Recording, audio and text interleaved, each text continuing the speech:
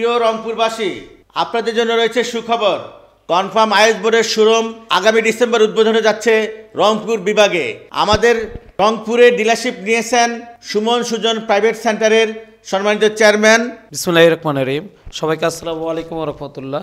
আমরা ডিসেম্বর মাসের মধ্যেই লঞ্চ করতে যাচ্ছি রংপুর বিভাগের মধ্যে ঠাকুরগাঁ জেলার ঠাকুরগাঁ চৌরাস্তায় আমতলিতে।